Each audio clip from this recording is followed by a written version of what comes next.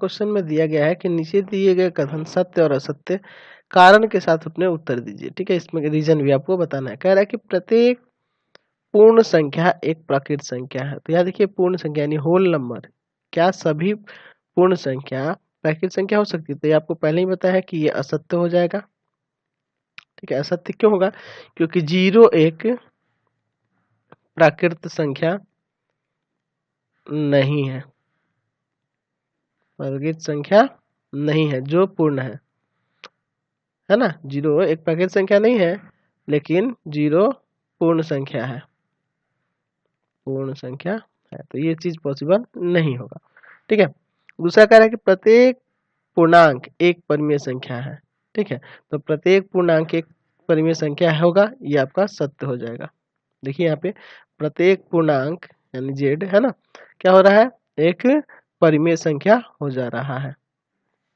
ठीक है, क्योंकि देखिए कोई भी आप परिमेय पूर्णांक लीजिए, जैसे मान लीजिए 2 लिए, इसके बाई में कुछ नहीं है तो 1 है, तो ये एक परिमेय है ना, 2/1 परिमेय संख्या हुआ।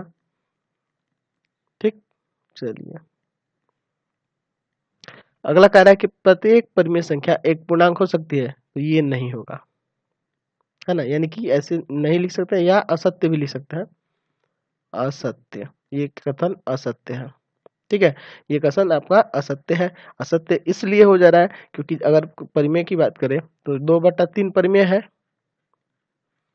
परिमेय संख्या है, लेकिन पूर्णांक नहीं है, पूर्णांक नहीं। ऐसे बहुत सारे उदाहरण हो सकते हैं। ठीक है, अगर कह रहा है कि यदि कोई परिमेय संख्या p/q पूर्णांक है तो q बराबर ±1।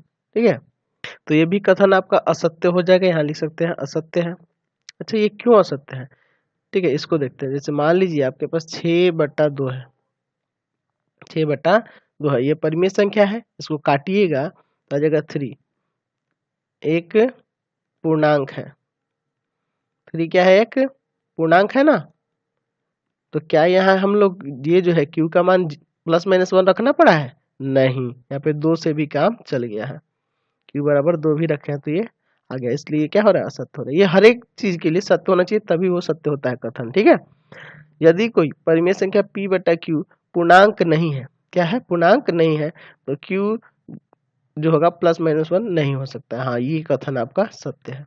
ये कथन क्या होगा? सत्य है, क्योंकि उदाहरण आप देख लीजिए। जैसे मान लीजिए आपके पास 4/3 दिया है, तो ये परिमेय संख्या पूर्णांक नहीं है ना, पूर्णांक नहीं है, पूर्णांक नहीं है, तो इसका जो नीचे वाला जो है अंक यानी कि q जो है ना, हर जो है इसका हर q नॉट इक्वल टू +-1 होगा। तो ये कथन